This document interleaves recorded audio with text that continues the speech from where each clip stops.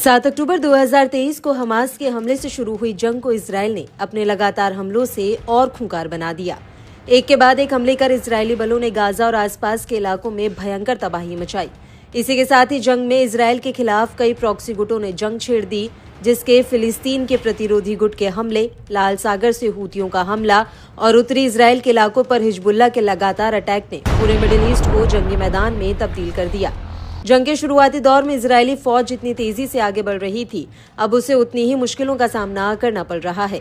इस जंग में जितना इजरायली फौज ने इन संगठनों के लीडर्स और कमांडरों को ढेर किया, उससे उसकी दुश्मनी इस्लामिक देशों से बढ़ती ही चली गई। फिर चाहे वो ईरान हो या फिर इराक, दोनों ही देश अब इजरायल से सीधे तौर पर जंग में सामने से हमला कर रहे हैं। इसी कड़ी में एक ऐसी खबर सामने आई है जिसने इजरायल की टेंशन को बढ़ा दिया है।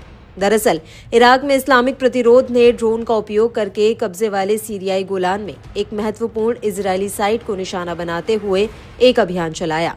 इसके बाद रात भर 3 अन्य अभियान चलाए गए और उनमें से एक में इराक में इस्लामिक प्रतिरोध ने कब्जे वाले फिलिस्तीन के दक्षिण में एक सैन्य स्थल को निशाना बनाते हुए ड्रोन हमला करने की घोषणा कर दी।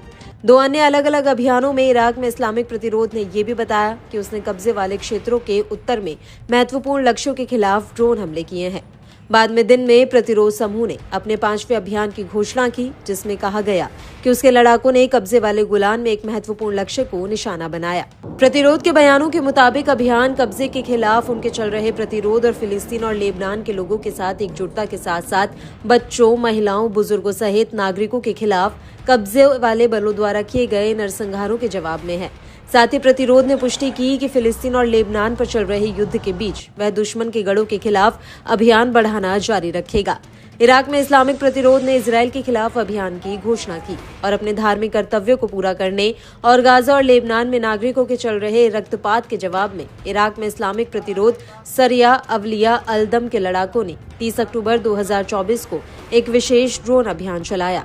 इस हमले ने कब्जे वाले फिलिस्तीन के भीतर जॉर्डन घाटी में एक महत्वपूर्ण स्थल को निशाना बनाया। ब्रिगेड ने युद्ध क्षेत्र समीकरण की एकता के लिए अपनी पूर्ण प्रतिबद्धता पर भी जोर दिया और इससे पहले लगभग 4:42 पर उत्तरी कब्जे वाले फिलिस्तीन में तबरैया के उत्तर में स्थित एक महत्वपूर्ण लक्ष्य के खिलाफ ड्रोन हमले की घोषणा भी की।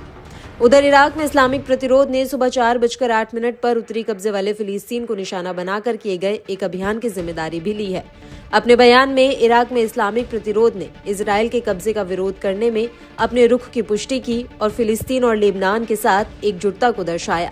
ये अभियान बच्चों, महिलाओं और बुजुर्गों सहित नागरिकों पर जारी इजरायली हमलों के बाद शुरू किया गया है, जो दुश्मन के ठिकानों पर हमले तेज करने की प्रतिबद्धता को दर्शाता है।